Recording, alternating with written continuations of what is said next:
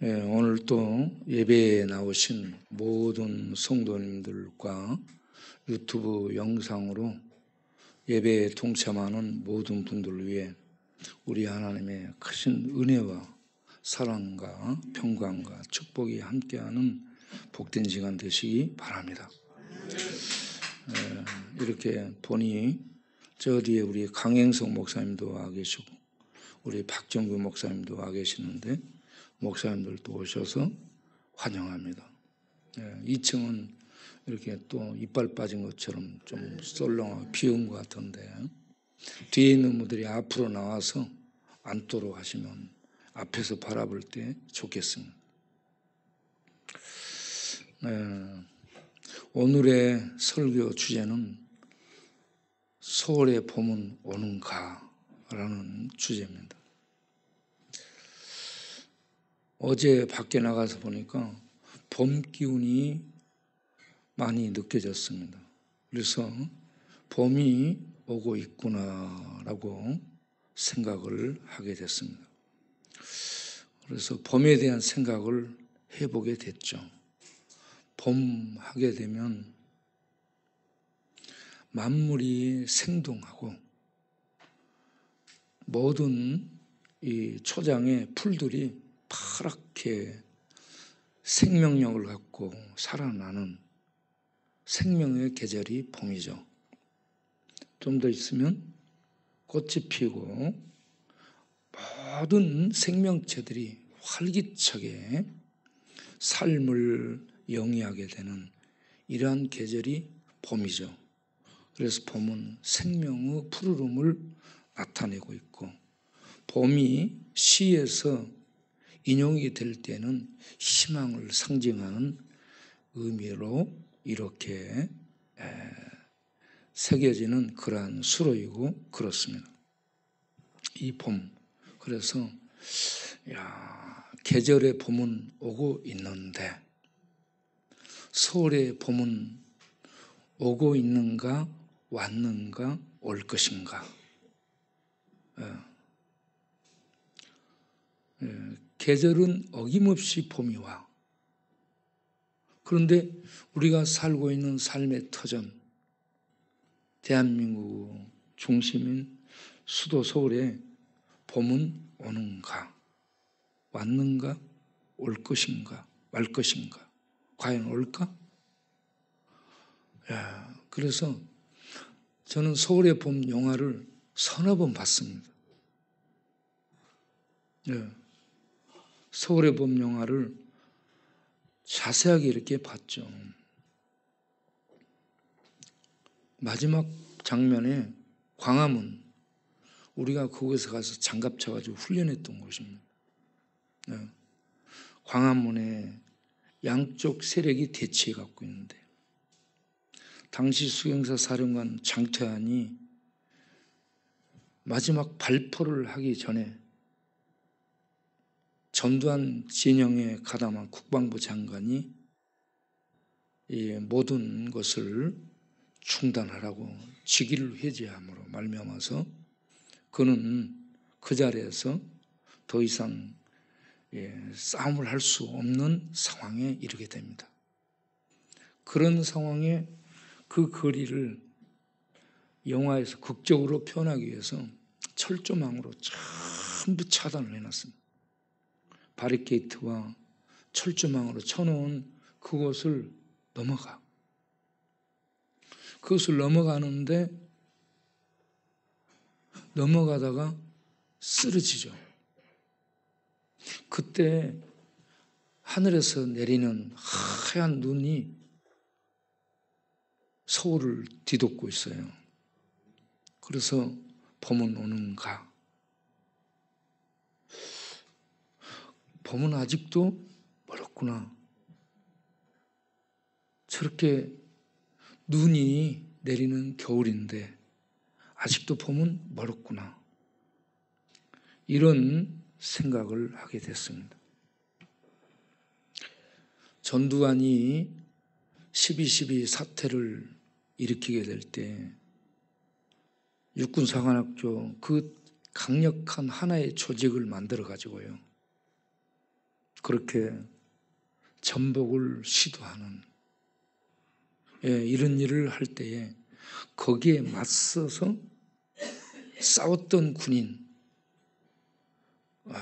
참 군인다운 군인, 인간다운 인간, 을을 추구했던 그러한 정의로운 사나이가 장태환이었습니다. 이런 의로운 자들, 정의를 위해서 목내놓고 나설 수 있는 이러한 사나이들이 우리 사회에 있게 될 때에 이 땅에 정의는 오게 될 것이고요. 정의가 오게 될 때에 비로소 봄은 오리라라고 믿습니다. 그런데 정의를 말하는 자들,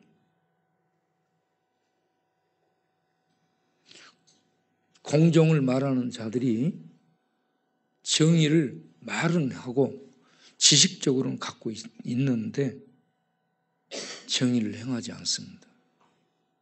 그래서 온 국민이 힘든 상태고요. 저는 우리 대한민국은 방사능 파편, 방사능에 의해서 이 땅이 이 빛의 방사선 빛에 노출돼서 온 국민이 피폭을 당한, 그래서 다 삶이 지쳐 있고요. 다 삶이 힘들어지게 된 그런 상황이 있는데 이런 일을 하고 있는 사람들이 정의를 말하고 있는 자들이라는 얘기입니다. 그래서 이 땅에 봄이 올 수 있을까?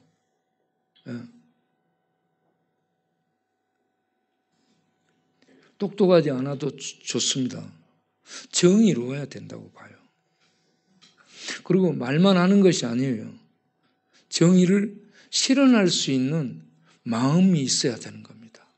입으로만 정의를 말하면서 정의를 행하지 않고 무법을 행하는 그런 일들이 자행된다면 이 땅에 봄은 오기가 어려우리라고 생각합니다.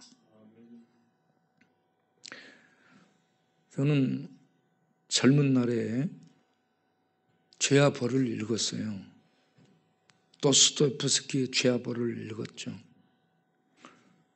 거기에 나온 주인공 라스콜리니코프라는 주인공이 있습니다. 이 주인공의 생각은 어떤 생각이냐면 이 땅에는 두 종류의 인간이 있다는 겁니다. 한 종류는 법을 초월해 있는, 선악을 초월해 있는 법과 같은 지배 엘리트 계층이 있고요. 쓸모없이 뭉개버려야 될 이 같은 부류가 있다는 겁니다. 그래서 지배 엘리트 계층과 밟아버려서 죽여버려야 될 이 같은 쓸모없는 부류의 두 부류의 종족이 있다라고 생각을 한 거예요. 그런데 가난한 대학생이었거든요. 그래서 고리 대금업자 전당포 노파에게 이것저것 맡기고 도움을 요청받고 그렇게 합니다. 그런데 그 전당포 노파를 찾아다니면서 보니까 이런 몹쓸 인간, 이 같은 인간은 죽여 없애야 되겠다. 이런 인간은 존재하면 안 된다라는 생각을 합니다. 그래서 범죄를 계획하고 도끼를 들고 와서 죽이죠. 그런데 그때에 그 전당포 노파의 이복 여동생이 그걸 봐. 그래서 그 여동생마저 죽여버립니다. 그리고 시계하고 몇 가지 물건을 훔쳐가지고 나와. 완전 범죄한 것 같은데 양심의 가책을 받으니까 아프기 시작합니다. 고열이 나고 두려워 떨게 되고 기절하고 막 그렇습니다. 그래서 가지고 훔쳐온 그것을 장독대 밑에다가 숨겨놔요. 체포 나오면은 수색 나오면 잡힐 것 같으니까. 그런 고통 속에 있다가 퇴역 군인의 딸, 길거리에 창녀로 있던 소냐라는 여자를 만나서 자기의 죄를 고백합니다.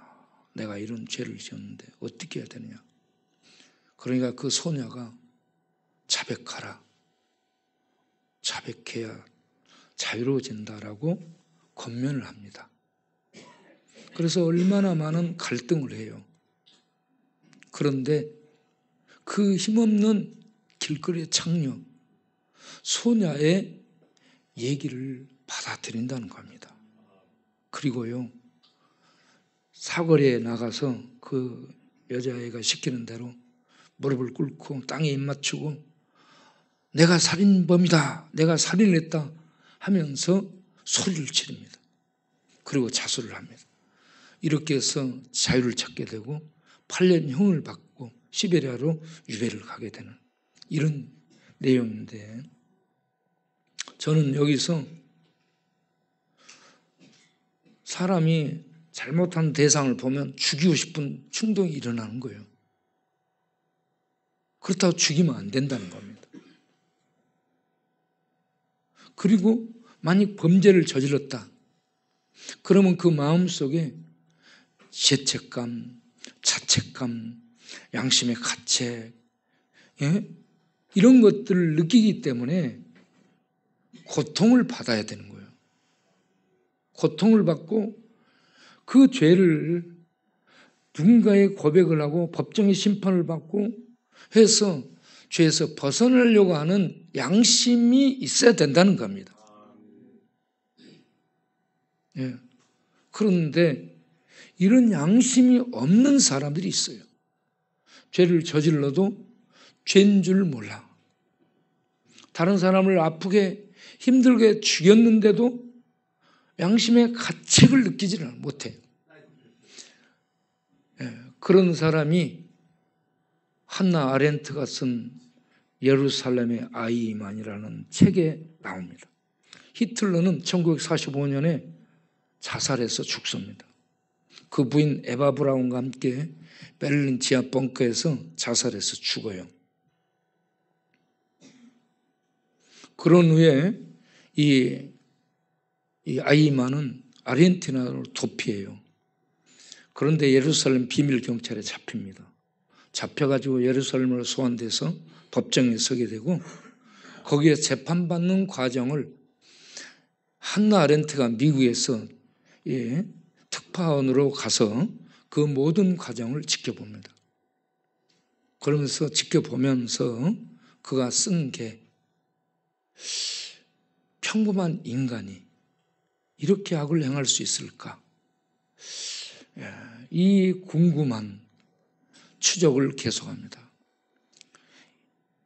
홀로코스트 600만의 유대인을 학살한 그러한 인간이라면 그 안에 특별한 악이 있거나 특별한 종족이거나 인간들, 보통 평범한 인간들과는 다른 형질의 어떤 DNA가 있어서 이렇게 악을 행하고 아파하지도 않고 부끄러워하지도 않고 양심의 가책도 느끼지 않고 당연하게 생각하고 자랑스럽게 생각하고 이렇게 뻔뻔할 수가 있을까?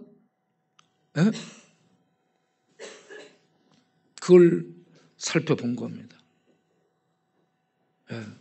그런데 이 아이만은 살펴보니 아버지의 자식들의 아버지고 평범한 가장인데 그렇다는 거예요. 야, 이렇게 평범한데 특별한 악이 없는데 어떻게 이럴 수 있을까? 그러면서 누구라도 이렇게 될 수 있지 않을까라는 이 의견을 쓴 겁니다. 특별하지 않았다는 얘기입니다. 어떻게 해서 그렇게 다른 사람들이 아파하고 죽어갈 때 비명 지르고 죽어가는데 타인에 대해서 저렇게 아무 생각 없이 무자비하게 저렇게 학살하면서도 양심의 가책을 느끼지 않고 오히려 자랑스럽게 생각하고 당연하게 생각하고 어떻게 이럴 수 있을까? 평범한 인간이.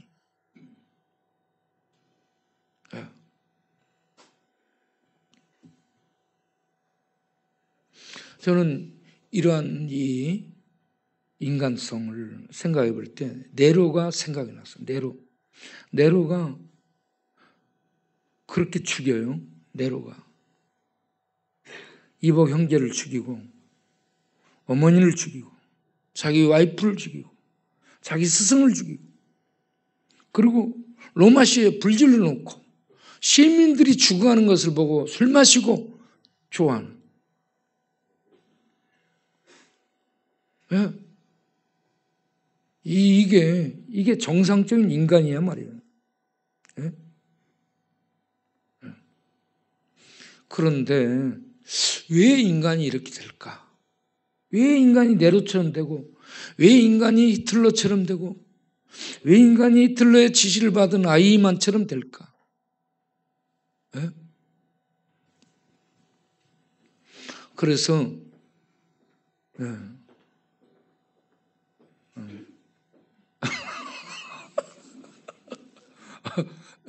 누굴 찾아가는지 모르겠어요.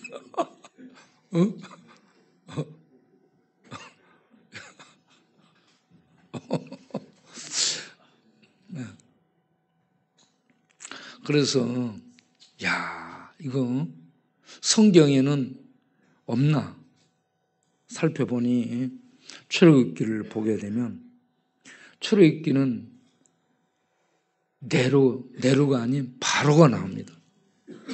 바로. 출애굽기 바로가 나와요. 바로를 하나님이 두 종류로 표현합니다. 강팍하다, 완악하다 이게 같은 말이고요. 굳어짐을 의미합니다. 자기가 굳어지는 거예요. 그래서 이 완악하게 하는데 하나님이 바로를 완악하게 하신다라는 표현이 나오고 출애굽기 7장 3절 이렇게 쭉 전부 다 하나님이 바로를 완악하게 하셨다라고 나옵니다. 그 다음에 두 번째 보면 그 다음을 보면 바로가 스스로 완악해지다라고 표현한대. 바로 자신이 스스로 완악해집니다. 완악해지고 강팍해져서 하나님을 대적합니다. 여호와가 누구간데 내가 그 말을 들어? 하면서 대적해요. 그러다가 10가지 재앙이 강력하게 쏟아지니까 항복하는 듯해요. 너희 하나님께 나를 위해서 기도를 좀 해주라 하면서 항복하는 듯하고 하나님께 굴복하는 듯해요. 그리고 이스라엘 백성을 전부 데리고 나가라고 내보내라고 그렇게 합니다. 그러나 나중에 정신을 차려가지고 다시 쫓아가 잡기 위해서. 그래가지고 하나님과 싸움을 하게 됩니다. 하나님하고 싸워요. 그리고 결국은 이스라엘 백성을 잡으려고 들어가다가 물속에서 전부 죽임을 당하게 됩니다. 하나님의 진노의 심판을 당하게 됩니다.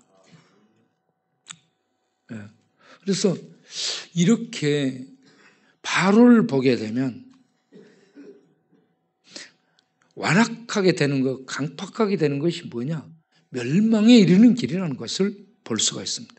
죽으러 가는 거예요. 심판 아래 들어가는 겁니다. 그럼 어떤 자들이 그렇게 되는가? 어떤 자들이? 로마서 1장 28절을 보게 되면 하나님께서요, 그들을 그 마음에 하나님 두기를 싫어하기 때문에 상실한 마음대로 내버려 두는 거예요. 타락한 마음 그대로 내버려 두는 거예요.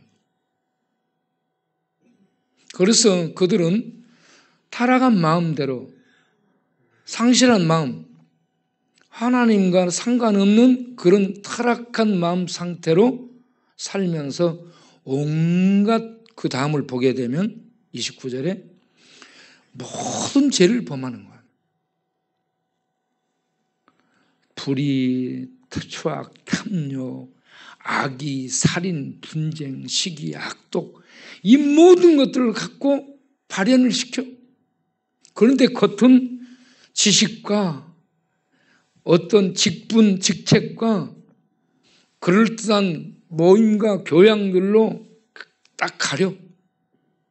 그리고 괜찮은 것처럼 살게 되는 거예요. 그런데 그 속은 저런 상태입니다.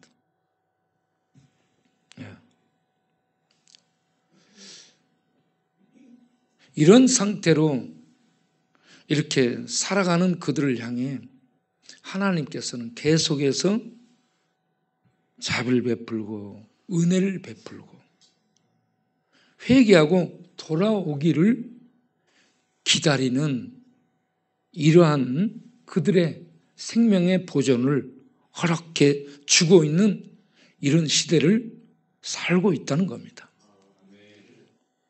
우리가 그런 사람들 중에 한 사람이었는데 하나님의 은혜로 돌아오게 된 줄로 믿습니다. 그래서 하나님의 은혜로 돌아오게 되는 것이 무엇이냐? 그러면 로마서 오늘 9장을 읽었는데 로마서 1장부터 8장까지는 구원에 대한 얘기를 하고 있습니다. 1장 1절에서 17절까지 서론에서 핵심 주제어가 복음과 의입니다. 복음에 나타난 하나님의 의가 믿는 자에게 임하여서 끼쳐져서 구원을 받게 한다는 것이 서론에서 이 주제어로 등장이 되고 있고 1장 18절부터 3장 20절까지 율법 아래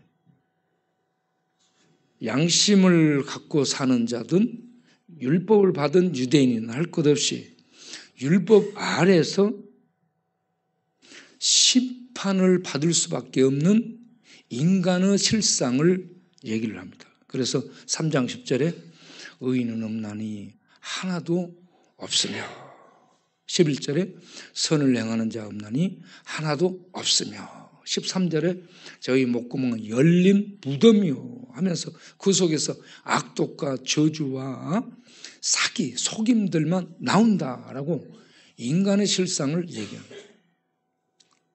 율법의 심판 아래 있는 인간에게 3장 21절부터 4장 25절까지 해서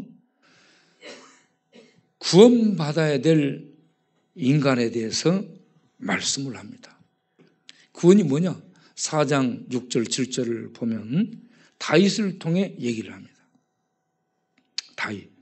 다윗이 이스라엘의 최고로 유명한 왕이 다윗 아닙니까? 이 유명한 다윗이 세상의 행복은 축복은 왕이 된 것이다. 축복은 전쟁에서 적군을 물리치는 용사가 되는 것이다. 아니면 전리품을 취득해서 부자가 되는 것이다. 이런 걸 얘기하지 않습니다. 최고 부와 최고 명예와 최고 영광, 최고 권력을 가졌던 다윗이 인간이 받을 최고의 축복은 허물의 사함을 받고 죄의 가림을 받고 그 죄를 하나님 앞에서 하나님이 인정하지 않는 자, 죄가 없다라고 하는 자가 가장 복된 자다. 인간이 정말 받아야 될 복은 이것이다 라는 것을 얘기를 하고 있습니다. 그리고 5장 1절에서 8장까지 구원받은 신자들의 그 놀라운 축복들을 얘기를 하고 있습니다. 구원받은 성도. 네. 우리가 어떤 존재인가? 5장 12절을 보면 한 사람, 그러므로 한 사람으로 말미암아 죄가 세상에 들어오고 사망이 왔나니 이와 같이 모든 사람이 죄를 범하였으므로 사망이 모든 사람에게 임하였느니라. 이렇게 아담 때문에 죄가 들어왔고 죄로 말미암아 사망이 왔다. 17절에 가서 보면 사망이 한 사람으로 말미암아 인간의 왕노릇이 됐다. 21절을 보게 되면 죄가 사망 안에서 왕노릇이 됐다. 이렇게 죄와 사망 세력 속에 잡혀있는 우리 인간인데, 그런 인간을 로마서 5장 8절에 하나님과 하나님이 죄인 되었을 때, 우리들이 죄인 되었을 때, 10절에는 원수 되었을 때 하나님이 그 아들을 보내셔서 십자가에 죽으심으로 하나님의 사랑을 확증해 주셨다.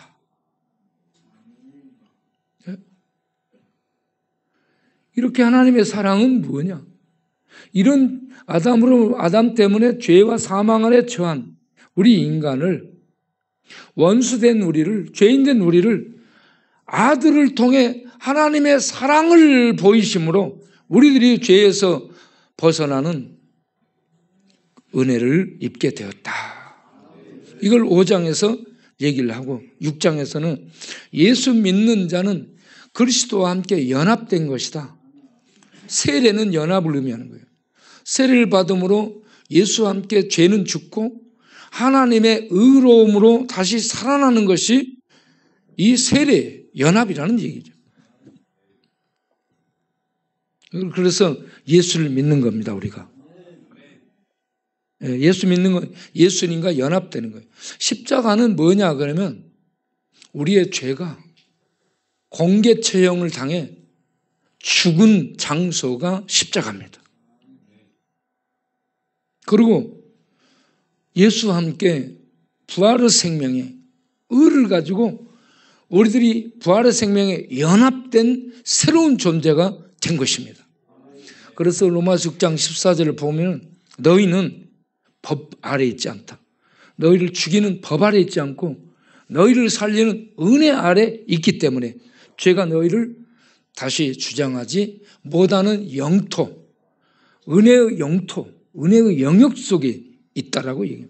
여러분, 은혜가 죄보다 훨씬 강하고요. 은혜가 사망보다 훨씬 강하고요. 은혜의 세력이 지옥의 권세보다 훨씬 셉니다. 이 은혜를 무너뜨릴 수 있는 세력이 없어요.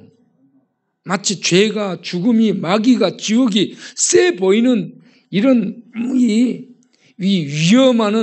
위협하는 그런 세력들로 등장하지만 은혜는 잔잔한데 은혜보다 센 게 없습니다.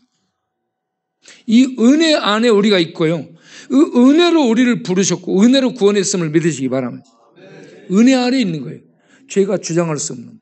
그런데 7장에 가서 보게 되면 이러한 은혜의 구원 속에 있지만 여전히 죄를 범하는 우리를 보게 되는 거예요. 그래서 왜 이렇지? 왜 이럴지? 그러면 7장 21절을 보게 되면 내가 한 법을 깨달았는데, 법을 깨달은 거예요. 선을 행하기를 원하는 내게 악을 행하기를 원하는 그런 내가 같이 있는 거예요. 그리고 내 육신에 선한 것이 거하지 않는다는 것을 발견하게 된 겁니다. 예수 믿어 하나님의 자녀가 됐어. 선을 행하고 의를 행하고 살기를 원해. 그런데 내 속에서 또 다른 악을 행하는 내가 있어. 이중적이잖아요. 그럼 어떻게 된 것인가? 내 속 육신에 선한 것이 없고 내 육신은 본성상 타락하고 더러워지고 오염돼서 부패해져서 내 속에서 나오는 모든 것은 죄된 생각, 죄된 욕구, 죄된 갈망들로 가득 차서 이런 것들이 내가 죽는 날까지 내 육신 속에서 계속 표출되고 나올 수밖에 없는 존재구나. 그러나 또 한편으로는 내가 하나님을 알고 믿게 됐으니 의를 따라 하나님의 말씀을 따라 생명 안에서 살아가는 존재이구나. 그런데 이 싸움을 내가 계속하는구나. 그래서 내가 지치게 됐구나. 24절에 오호라 나는 공고한 자로다. 누가 이런 죽을 몸에서 나를 구원해낼까? 25절에 우리 주 예수 그리스도로 말미암아 하나님께 감사하노라. 그러면서 7장 8장 1절 2절에 가서 그러므로 이제 그리스도 예수 안에 있는 자에게는 결코 정죄함이 없나니. 예? 그러므로 이제 그리스도 예수 안에 있는 성도에게는 이런 죄의 이런저런 소용돌이가 치고 죄된 이런 성향 속에 이끌려서 넘어짐이 있는 이런 상황에 있을지라도 다시 율법이 정죄하는 소환하는 자리에 들어서지 않는다는, 그러므로 이제 그리스도 예수 안에 있는 자에게는 다시 결코 정죄함이 없나니. 왜 그런가?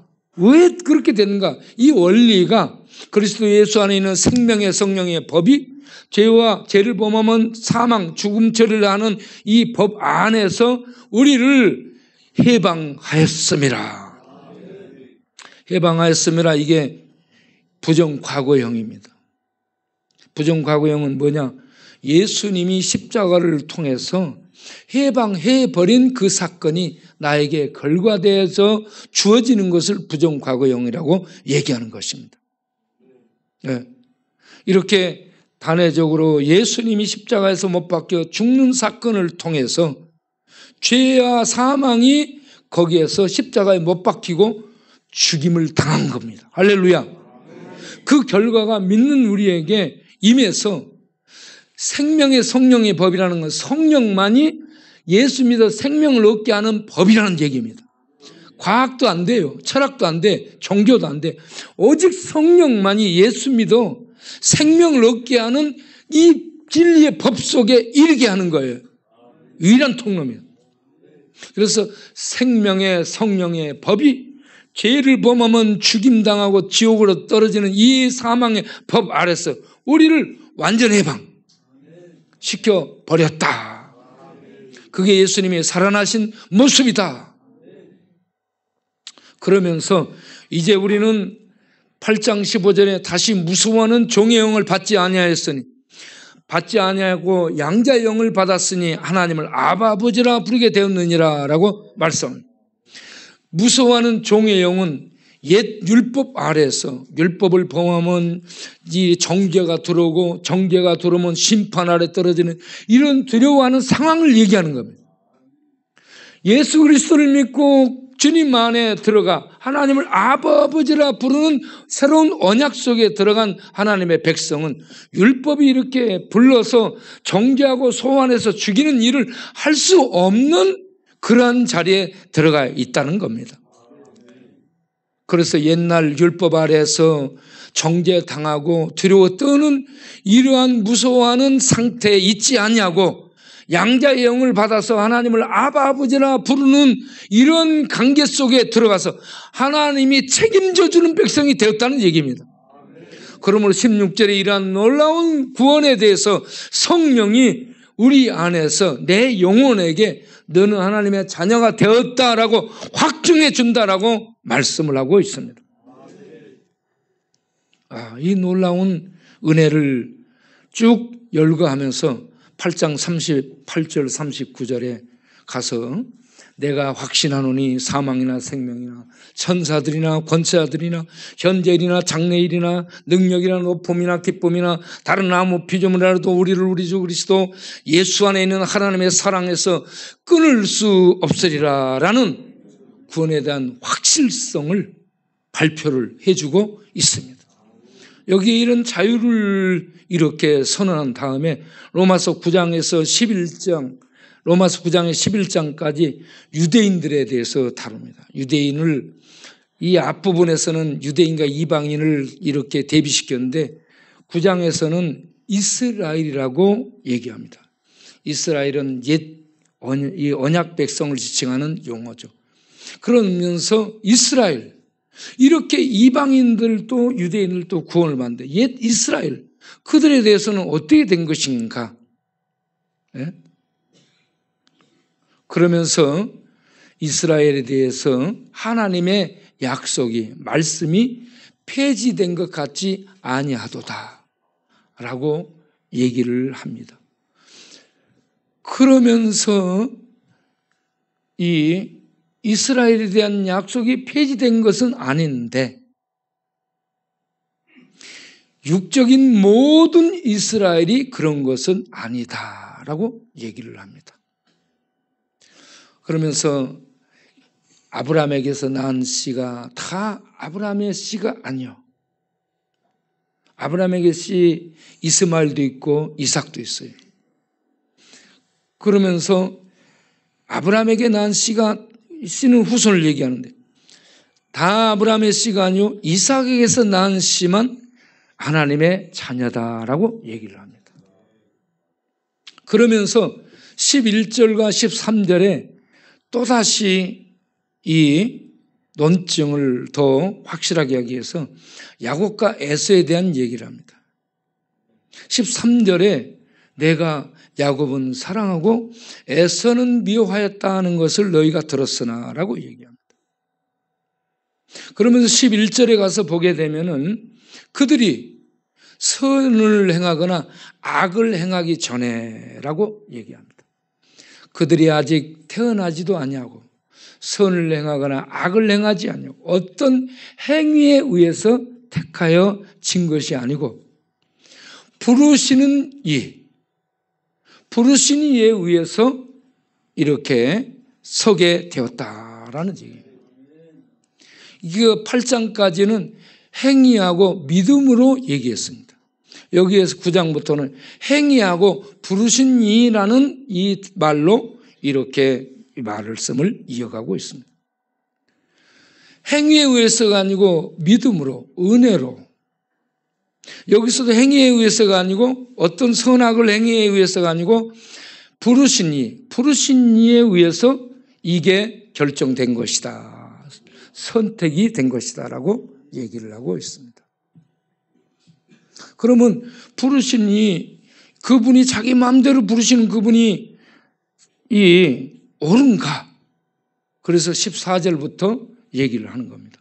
14절부터 보면 우리가 무슨 말 하겠느냐? 하나님께 그렇게 부르시는 그 하나님께 그렇게 선택했다는 것을 말씀한 하나님께 불의가 있고 잘못이 있느냐? 그럴 수 없다라는 얘기를 합니다. 그리고 이 부르시는 것을 무엇으로 말씀하냐면 하나님의 주권이라고 얘기를 하는 겁니다. 하나님의 주권은 어느 누구도 침범할 수 없는 하나님의 고유 영역입니다. 그 고유 영역, 그분의 그 기쁘신 뜻, 그분의 자유 영역, 그분만이 갖고 있는 어느 누구도 넘볼 수 없는 그러한 주권을 가지고 하나님이 야곱을 선택하고 에서를 버렸다. 이삭을 선택하고 이스마엘을 버렸다. 그러면 그 하나님이 잘못된 거냐? 하나님의 기쁘신 뜻에 의해서 그렇게 한 것이니 그것은 누구도 말할 수 없는 영역이다 라고 말씀하는 겁니다. 그러면 하나님이 그들을 부르심은 조건은 도대체 무엇이었는가? 그것을 우리는 여기서 단서를 얻을 수 있는데 내가 긍휼히 여길 자를 긍휼히 여기고 불쌍히 여길 자를 불쌍히 여겼다. 하나님이 야곱을 불렀다. 모세를 부르고 바로를 버렸다. 이거는 하나님이 모세를 긍휼히 여긴 것이고 야곱을 불쌍히 여기심으로 부른 것이다. 하나님의 주권적 부르심은 자비와 긍휼에 의해서다 라고 말씀을 하는 겁니다. 여러분, 그래서 이것이 이스라엘 민족에게도 해당될 수 있고 그리고 개인에게도 해당될 수 있는데 그러면 하나님의 부르심을 입은 자들은 누구인가? 하나님의 긍휼의 부르심을 입은 자들은 어떤 자들인가? 로마서 9장 24절에 토기장의 그릇을 얘기를 합니다. 이 그릇은 우리니 유대인 중에서도 부르고 이방인 중에서도 부르는 것이다. 유대인과 이방인 중에서 하나님의 부르심을 받은 자들이 선택을 받은 자들이고 이 선택받은 자들이 구원을 받은 자녀들이 되는 것이다 라는 말씀을 하는데 그러면 이런 선택받고 부름받은 하나님의 긍휼의 은혜를 입은 자들은 그 결과가 무엇인가? 로마서 10장 9절, 10절, 11절을 보면 로마서 10장 9절부터 보겠어요. 이렇게 예수를 믿음으로 고백하는 자들이 하나님의 부르심을 입은 자들이에요. 긍휼의 은혜를 입은 자들이에요. 그리고 하나님께 선택을 받은 자예요.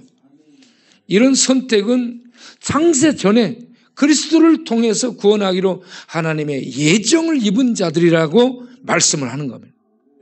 이런 자들이 누구냐? 로마서 10장 9절. 이 예수를 내 입으로 시인하는 겁니다. 주로 시인하고 하나님께서 그를 죽은 자 가운데 살리신 이 내용을, 이 사실을 믿는 거예요. 예수를 지식적으로 알고 있는 것은 안 되는 겁니다. 오늘날 예수를 지식적으로 알고 있는 자들이 많습니다.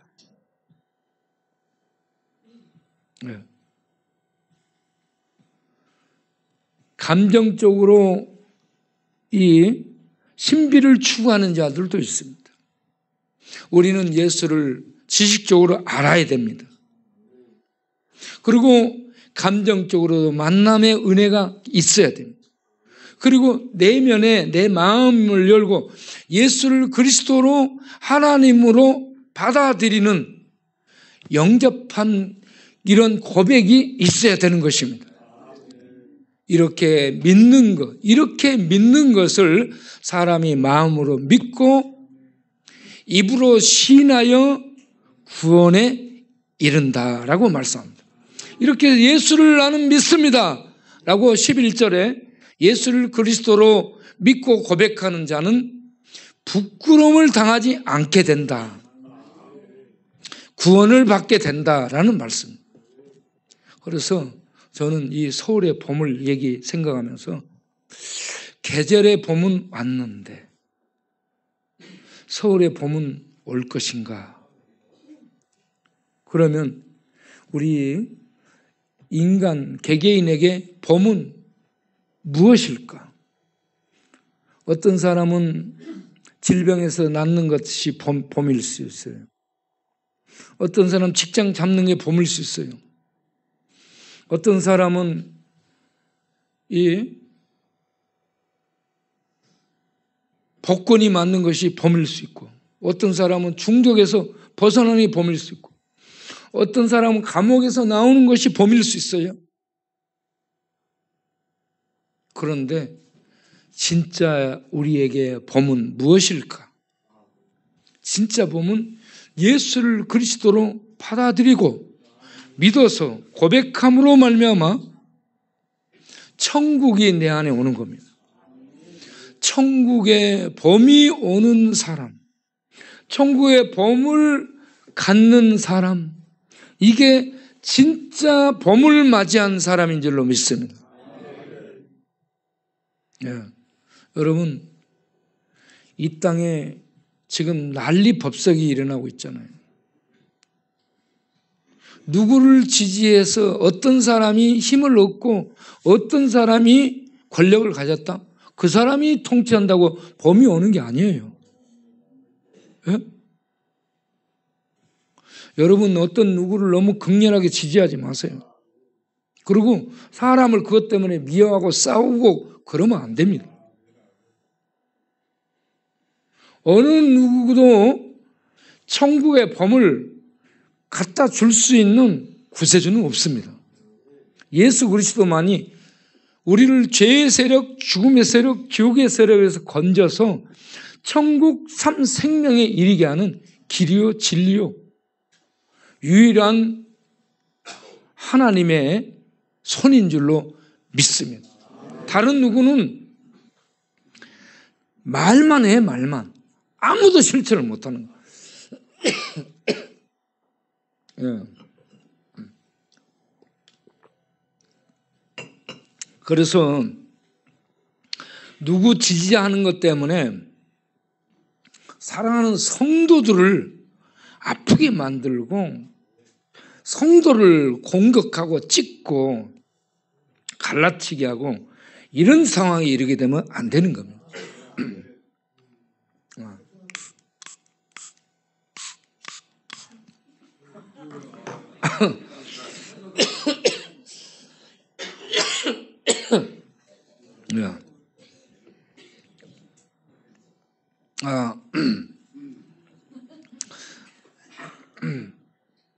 제가 목이 막혀 여기 맞춰야 되겠습니다.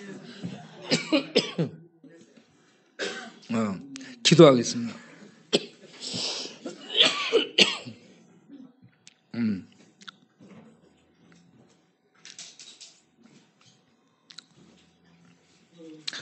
하나님,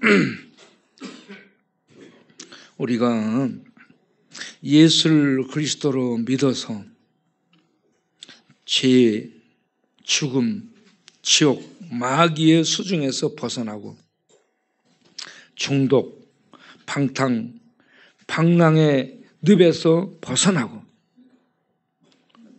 원수, 미움의 대상,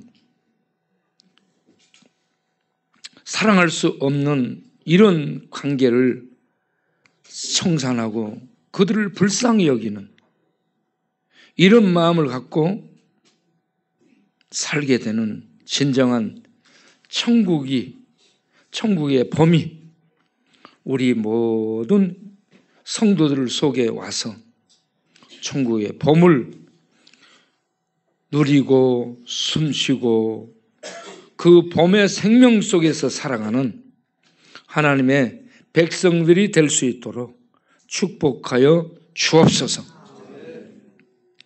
그리고 이런 천국의 생명의 범위, 믿는 자 안에 정말 힘있게 솟구쳐 오르고 발현이 되고 피어남으로 말미암아 이 천국의 범위, 정의로운 생명의 범위 이웃들에게 흘러가고 친족들에게 흘러가고 주변에 흘러가서 주변을 살리는 천국의 범을 가져오는 우리들이 되게 하시고 이런 진정한 범이 이민족에 흘러가므로 생명 안에서 평강 안에서 누구를 죽이고 갈라치기 하고 욕하고 누구를 박살내고 저주하고 이런 거는 아닙니다. 이거는 악이에요. 악의 표출이죠. 이거는 천국의 특징이 아닙니다. 천국 생명의 평강과 정의와 사랑을 이웃들에게 펼치고 이웃들에게 증가하고 이웃들에게 나누고 그래서 서울에 이 은혜가 임해서 서울의 범이 천국의 범으로 오도록 하는 이 범이 우리의 가정에 임하고 우리의 사회에 임하고 우리의 경제계에 임하고 교육계에 임하고 정치계에 임하고 법률계에 임해서 하나님 진정한 천국의 범이 온 나라 온 민족에게 꽃 피어나는 이 나라가 되도록 축복하여 주옵소서. 예수 우리 왕이시여 이곳에 오셔서 다스려 주시고 이 나라 이 민족에 오셔서 다스려 주셔서 주만이 청령 샬롬을 가져오는 평강의 왕이요 진정한 생명을 가져오는 생명의 구세주임을 알고 믿고 따르고 수종 들고 섬기고 주님 말씀 앞에 복종하고 주님 말씀을 시행하기 위해서 소리치고 나가서 찬양하는 이 나라 민족이 돼야지 헛된 곳에 가서 깃발 들고 헛된 싸움하는 그것이 믿음인 양 착각하고 헛되게 이 믿음을 헛되게 쓰는 이런 어리석은 분별력 이런 이 민족들이 되지 않도록 이 나라 민족 위에 자비를 베풀어 주옵소서. 분별할 수 있는 올바른 천국의 이 말씀의 빛에 의한 분별을 할 수 있도록 주께서 이 나라 민족을 불쌍히 여겨 주옵소서. 예수 그리스도 이름으로 기도하옵나이다. 아멘. 네. 이제 찬송가 516장 하며 헌금을 드리겠습니다.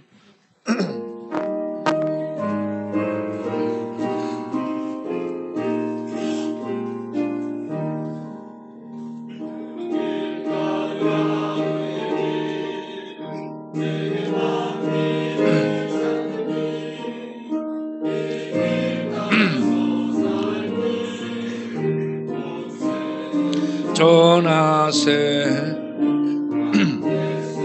나를 길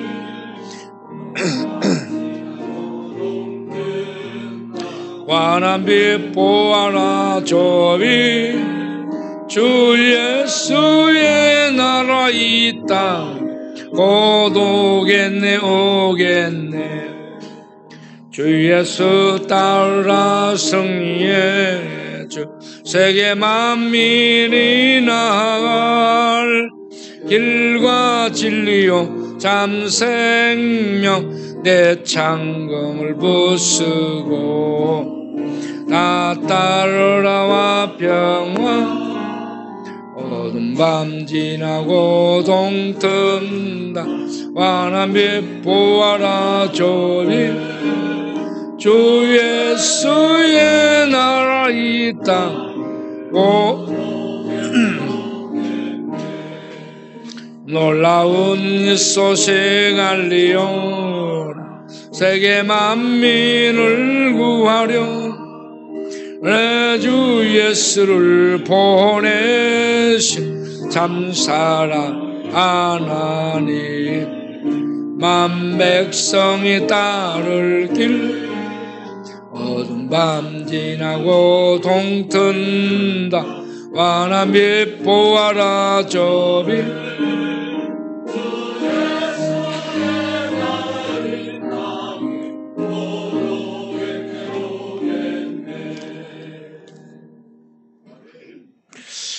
하나님 아버지 감사합니다. 예수 믿어 구원받은 하나님 백성들 안에 천국이 오고 예수님이 오고 그래서 천국의 봄, 생명의 봄, 의의 봄이 와서 이 죄와 악이 지배하고 소용돌이치는 악이 극대화되고 악이 극악한 힘과 세력으로 표출돼서 죽이고 죽이는 이런 살육이 의를 둔갑하여 세상을 횡행하고 있는 이런 시대 상황 속에서 예수 믿고 천국 안에 천국 생명 안에 천국의 그 놀라운 은혜 안에서 천국 평안을 누리며 천국의 봄을 이 땅에서 피워내는 하나님의 백성들이 되어 어둠 속에 있는 자들이 천국 생명의 빛을 보고 주께로 돌아오도록 인도하는 우리의 삶이 되도록 우리 모든 성도님들 능력 있게 붙잡아 주옵소서. 오늘 또 귀한 헌금 드리오니 받아주시고 모든 성도님들을 축복하사 영혼이 잘되고 마음의 평강이 넘치고 천국의 은혜가 넘치고 천국의 생명의 힘이 넘치게 하시고 그러므로 말미암아 육신도 뼈도 뼈골수도 피도 강건해지고 모두가 면역력이 높아져서 이 변종 바이러스, 독감 이런저런 아픔들을 이기고 또 힘있게 하나님의 영광을 위해 살아가는 백성들이 되도록 축복하여 주옵소서. 물질의 복도 도와주시고 또 그 물질로 더 많이 나누고 베푸는 부자들로 살게 하여 주옵소서. 예수님의 이름으로 기도하옵나이다. 아멘. 다 같이 일어나서 찬송가 1장 하고 축도로 마치겠습니다.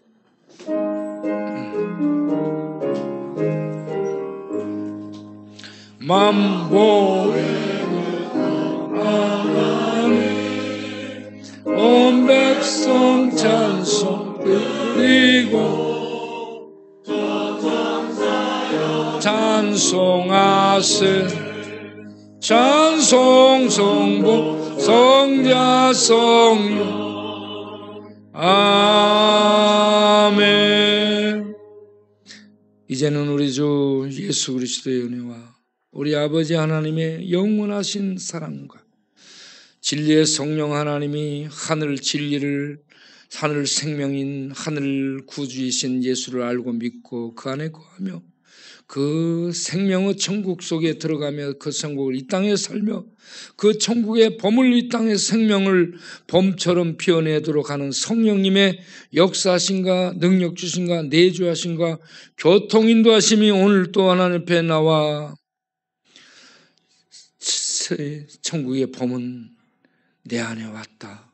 이 봄을 내가 세상에 피워 세상에 천국의 봄을 활짝 피게 만들어야 되겠다. 그래야 서울의 봄도 오겠다. 이런 깨달음 속에 일어나는 모든 권속들 머리머리 위에 영원토록 함께 하시기를 간절히 축원하옵나이다. 아멘.